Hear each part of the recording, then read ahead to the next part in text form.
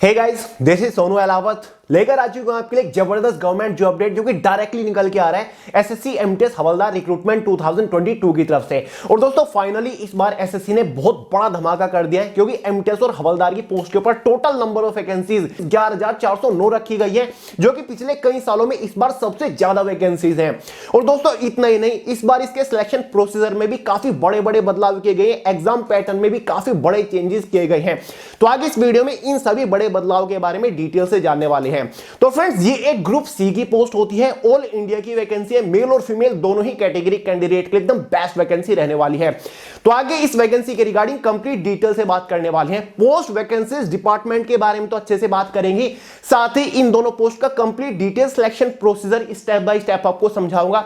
Eligibility criteria के बारे में बात करेंगे पोस्ट वाइज, यानी कि एज लिमिट, एजुकेशन क्वालिफिकेशन क्या रखी गई है, एग्जाम पैटर्न को डिटेल के साथ डिस्कस करेंगे और इस एग्जाम का complete detail syllabus subject wise topic wise PDF form में आपको प्रोवाइड कराने वाला हूं। साथ ही इन पोस्ट के ऊपर सिलेक्शन होने के बाद इनिशियल इन हैंड सैलरी क्या मिलेगी, एग्जाम सेंटर्स के बारे में बात करेंगे, जॉब लोकेशन, जॉब प्रोफाइल के बारे में बात करेंगे और सबसे इंपॉर्टेंट इसमें पोस्ट डिस्ट्रीब्यूशन और डिपार्टमेंट डिस्ट्रीब्यूशन किस तरीके से होता है, किस बेसिस पर फाइनल सिलेक्शन होता है।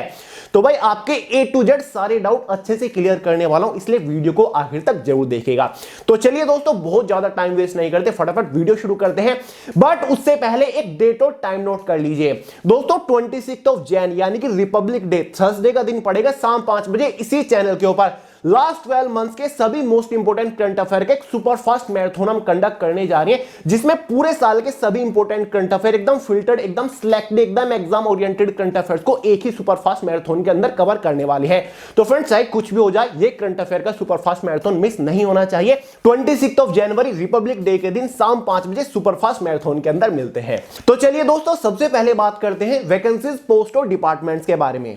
देखिए फ्रेंड्स फिलहाल एसएससी के थ्रू दो डिफरेंट पोस्ट के ऊपर हमारी वैकेंसीज निकली हुई है। दोनों पोस्ट को कंबाइन करके टोटल नंबर ऑफ वैकेंसी 11,409 निकली हुई है, जिसमें से एक पोस्ट हमारी एसएससी एमटीएस मतलब मल्टीटास्किंग स्टाफ की पोस्ट है, जिसके लिए टोटल नंबर ऑफ वैकेंसी 10,880 रखी गई है। साथ ही सीबीआईसी मतलब Central Board of Indirect Taxes and Custom, साथ ही CBN Central Bureau of Narcotics के अंदर हवलदार की पोस्ट के ऊपर टोटल नंबर ऑफ वैकेंसी 529 निकली हुई है। तो भाई इस बार एमटीएस की पोस्ट के ऊपर ढेर सारी वैकेंसीज आपको देखने को मिलने वाली है। और दोस्तों ये सभी vacancies state wise category wise divided की हुई है। अब फाइनली बात करते हैं डिपार्टमेंट्स के बारे में, यानी कि अगर आप इनमें से किसी भी पोस्ट के ऊपर सिलेक्शन ले लेते हो तो कौन कौन से सेंट्रल गवर्नमेंट के डिपार्टमेंट के अंदर आपको पोस्टिंग मिल सकती है। देखिए दोस्तों अगर आप एमटीएस की पोस्ट को क्रैक कर लेते हो तो आपको सेंट्रल गवर्नमेंट का इनकम टैक्स डिपार्टमेंट मिल सकता है, external affair, Election Commission of India, home affair, ED, साथ ही press information bureau, telecommunication, science and technology, cabinet secretary, department of revenue, ministry of health and family welfare, civil aviation, MSME, consumer affairs, parliamentary affairs, CBIC, CBN, ये सभी आपको departments मिलते हैं MTS की post को crack करने के बाद। यहीं पर अगर आप हवलदार की पोस्ट को क्रैक करके सिलेक्शन ले लेते हो तो आपको सीबीआईसी डिपार्टमेंट मिल सकता है, CBN, CGST, service tax, custom, narcotics, central excise department के अंदर आपको पोस्टिंग मिलती है। अब डिपार्टमेंट का डिस्ट्रीब्यूशन किस तरीके से होता है, मतलब ये किस तरीके से डिसाइड होता है कि आपको फाइनली कौन सा डिपार्टमेंट मिलेगा, ये मैं आपको आगे डिटेल से बताने वाला हूं। अब सबसे पहले बात कर लेते हैं इंपोर्टेंट डेट्स के बारे में। फ्रेंड्स जिसके ऑनलाइन फॉर्म स्टार्ट हो चुके हैं ना, वो कल से ही मतलब 18 जनवरी 2023 से हो चुके हैं। फॉर्म की जो लास्ट डेट रहेगी वो 17 फरवरी 2023 रहने वाली है। साथ ही जो आपका इसमें कंप्यूटर बेस्ड एग्जामिनेशन होगा वो अप्रैल 2023 के अंदर होने वाला है। फॉर्म फीस के बारे में बात करें, जनरल, ओबीसी, ईडब्ल्यूएस कैटेगरी वालों के लिए 100 रुपए फॉर्म फीस चार्ज किए गए हैं। एसटी या फिर किसी भी फीमेल कैटेगरी के लिए कोई भी फॉर्म फीस चार्ज नहीं किए गए हैं। फाइनली इसका एलिजिबिलिटी क्राइटेरिया के बारे में बात करते हैं। सबसे पहले एज लिमिट को डिस्कस करते हैं, उसके बाद एजुकेशन क्वालिफिकेशन को देखेंगे। देखिए दोस्तों एज लिमिट इसमें एमटीएस और हवलदार की पोस्ट के लिए जनरल वालों के लिए मिनिमम 18 ईयर रखी गई है, मैक्सिमम 25 ईयर रखी गई है। सीधा सीधा समझ लीजिए अगर आप जनरल कैटेगरी से बिलोंग करते हैं तो आपका जन्म 2 जनवरी 1998 से लेकर 1 जनवरी 2005 के बीच में हुआ है तो आप हवलदार और एमटीएस की पोस्ट के लिए एलिजिबल है। एमटीएस की पोस्ट के लिए एक और एज कैटेगरीज में रखी गई है, जो कि जनरल वालों के लिए मिनिमम 18 ईयर है और मैक्सिमम 27 ईयर रखी गई है। सीधा सीधा समझ लीजिए अगर आपका जन्म 2 जनवरी 1996 से लेकर 1 जनवरी 2005 के बीच में हुआ है तो आप एमटीएस की पोस्ट के लिए एलिजिबल है। और दोस्तों जो आपकी एज कैलकुलेट होगी वो एज ऑन 1 जनवरी 2023 तक होने वाली है।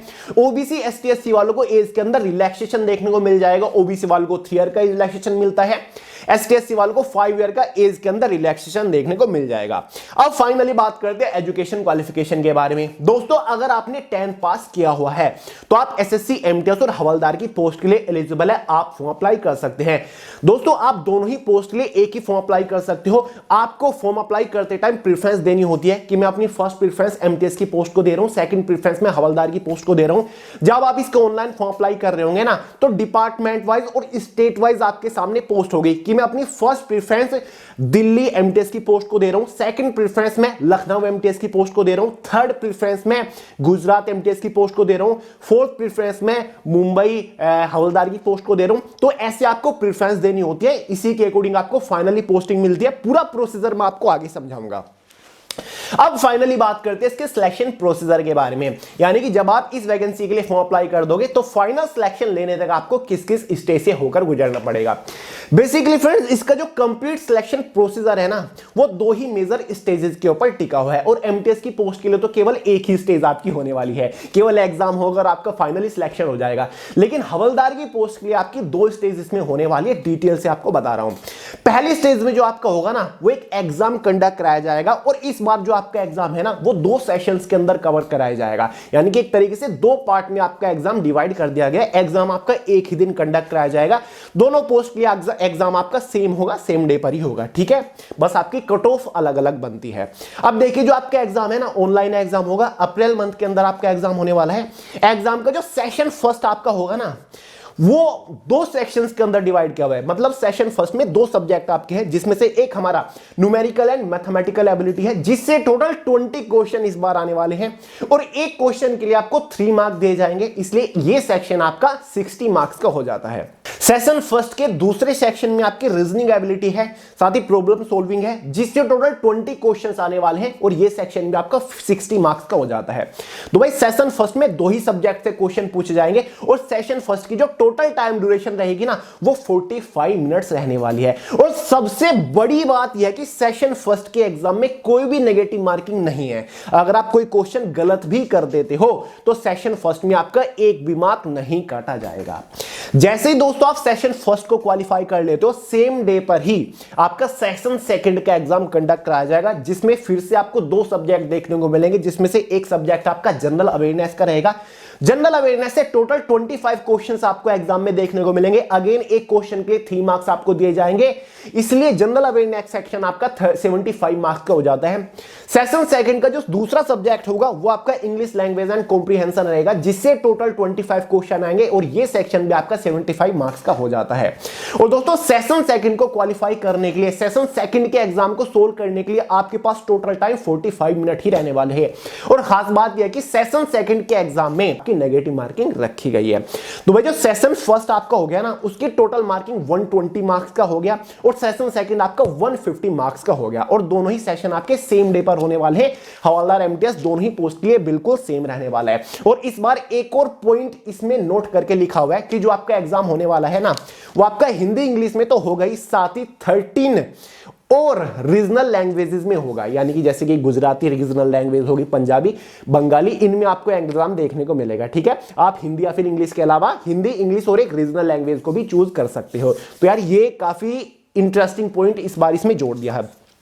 अब आप सोच रहे होंगे कि वे जो सेशन फर्स्ट होगा उसको क्वालिफाई करने के लिए हमें मिनिमम कितने मार्क्स लाने होंगे ताकि हम सेशन सेकंड के लिए एलिजिबल हो जाए, ताकि हम सेशन सेकंड में बैठ सके।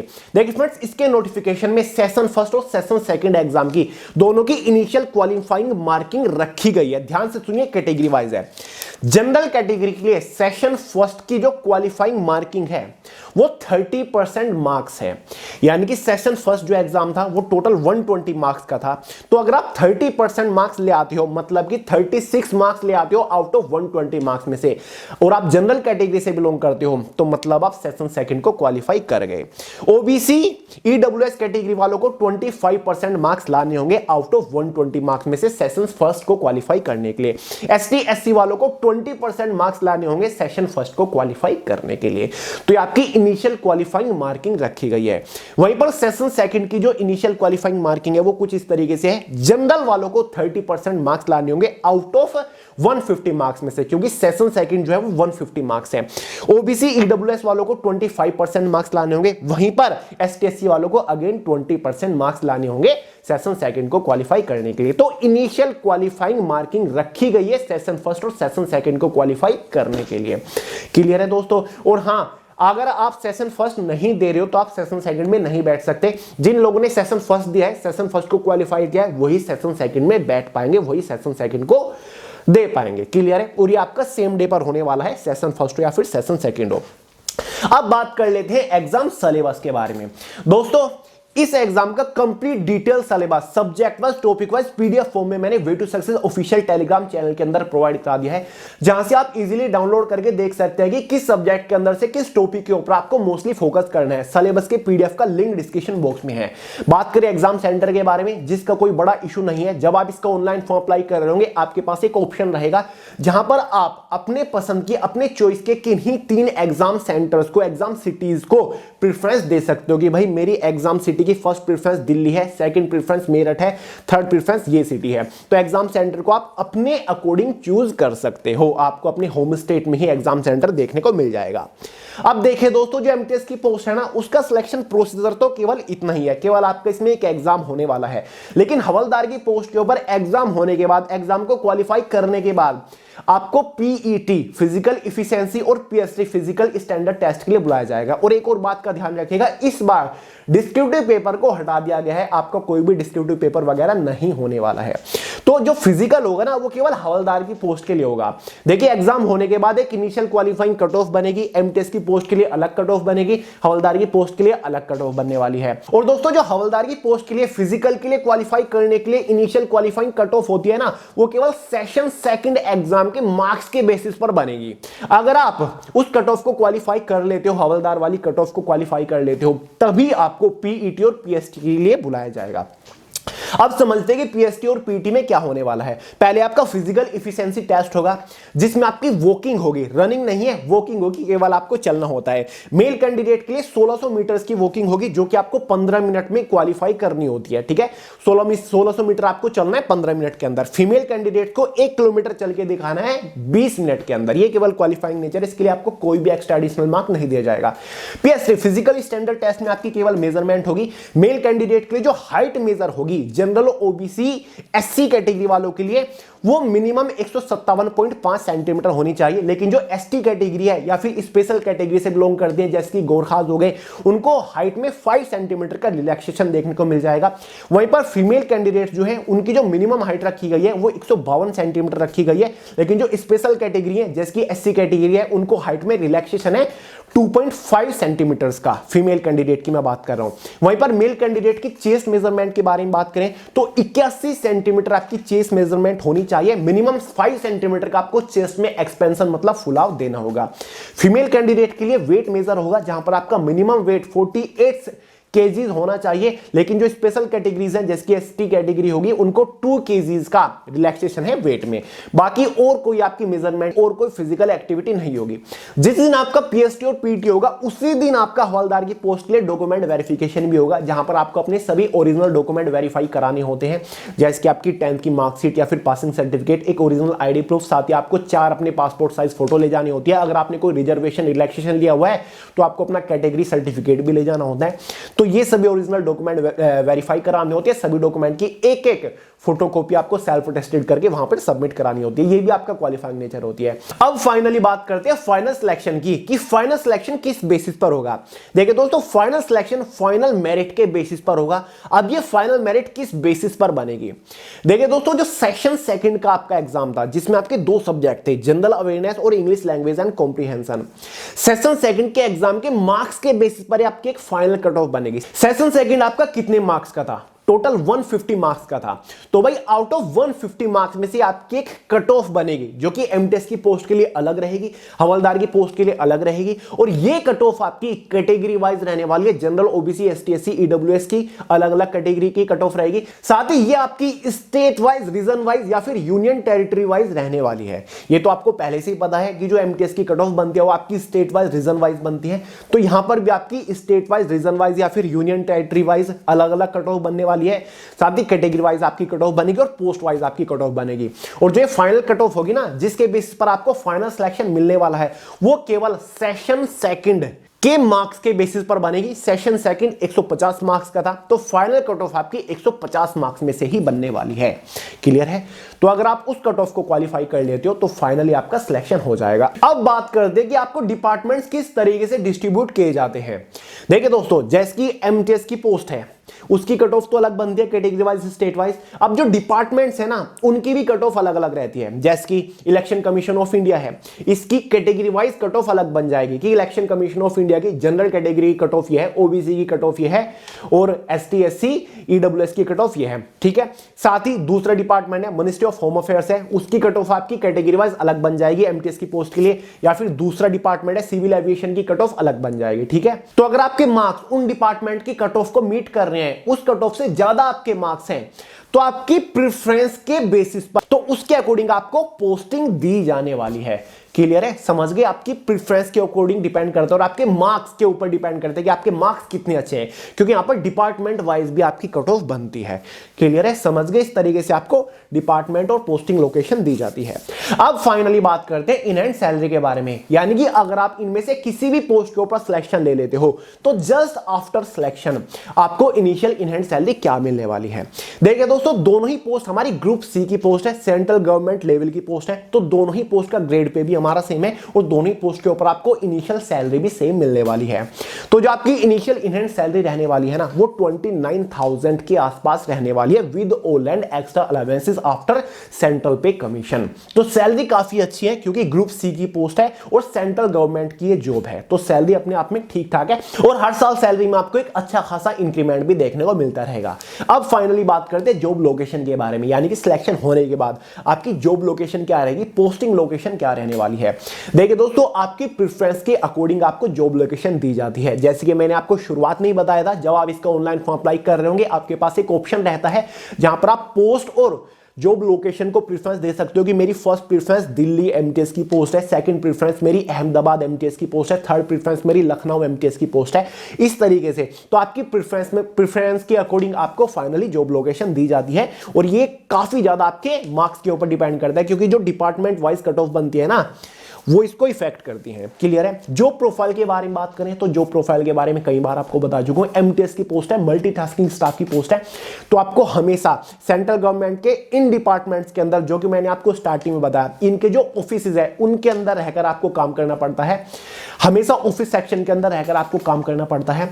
साथ ही फाइल वगैरह का काम आपको करना पड़ता है, डिस्पैचिंग का काम, ईमेलिंग, फैक्सिंग, इस टाइप का काम आपको इसमें करना पड़ता है। कई बार जो होता है ना, फोटो कॉपिंग टाइप, प्रिंटिंग टाइप का काम भी आपको करना पड़ सकता है। साथ ही जो आपके ऊपर अथॉरिटीज हैं उनको आप असिस्ट भी करते हो, असिस्टेंट एमटीएस की पोस्ट के ऊपर रहेगा। हवलदार की जो पोस्ट है ये भी हमारी ग्रुप सी की पोस्ट है। जो हमारे डिपार्टमेंट्स है जैसे कि सीबीआईसी है, साथ ही सीबीएन है, इन डिपार्टमेंट्स के अंदर आपको हवलदार का काम करना पड़ता है। एज अ सिक्योरिटी के तौर पर आप काम करोगे, यानी कि इसमें आपको प्रॉपर यूनिफॉर्म देखने को मिलने वाली है। ठीक है? जो हवलदार की यूनिफॉर्म होती है, जैसे कि आप स्क्रीन के ऊपर देख रहे हो, तो एज अ सिक्योरिटी असिस्टेंट के तौर पर यहां पर आप काम करने वाले हो। क्लियर है? तो बाकी अगर आपकी डिमांड्स आती है, फिर भी कोई डाउट रह जाते हैं, तो डिटेल वीडियो लेकर आ जाऊंगा जो प्रोफाइल के ऊपर। वैसे बना रखी है, शायद मैंने लास्ट ईयर बनाई थी, सर्च कर लीजिएगा, फिर डिस्क्रिप्शन बॉक्स में लिंक डाल दूंगा। तो चलिए दोस्तों, आई होप मैंने आपको इस वैकेंसी के रिगार्डिंग पूरी डिटेल्स प्रोवाइड करा दी है। अगर फिर भी कोई डाउट रह गया हो ना, तो कमेंट करके पूछ लीजिएगा, वरना मैं आपको सोनू अहलावत के नाम से इंस्टाग्राम के ऊपर भी मिल जाऊंगा। तो दोस्तों, नेक्स्ट वीडियो बेस्ट बुक के रिगार्डिंग लाने की कोशिश करूंगा, जहां पर मैं आपको सब्जेक्ट वाइज सबसे बेस्ट बुक रिकमेंड कर रहा हूं, जिनसे आप घर बैठे सेल्फ स्टडी करके इस एग्जाम को अच्छे मार्क्स के साथ क्रैक कर सकते हो। साथ ही एक जबरदस्त प्रिपरेशन स्ट्रेटजी वीडियो भी आपको प्रोवाइड करूंगा, टाइम टेबल वाला वीडियो भी आपको प्रोवाइड करूंगा, टॉप स्कोरिंग टॉपिक वाला वीडियो प्रोवाइड करूंगा, और साथ ही एग्जाम ओरिएंटेड काफी सारी डिटेल सुपरफास्ट मैराथन्स भी आपको प्रोवाइड करने वाला हूं। तो भाई चैनल के ऊपर बने रहिए अगर आप नए हो, क्योंकि इस बार तो भाई इस एग्जाम को क्रैक कराना है, क्योंकि वैकेंसी भी काफी सारी इस बार आपको देखने को मिल रही है। तो चलिए दोस्तों, वीडियो पसंद है लाइक करेगा, दोस्तों शेयर करेगा, चैनल को सब्सक्राइब करना मत भूलिएगा। मिलते हैं अगली वीडियो में बहुत जल्द, तब तक के लिए जय हिंद।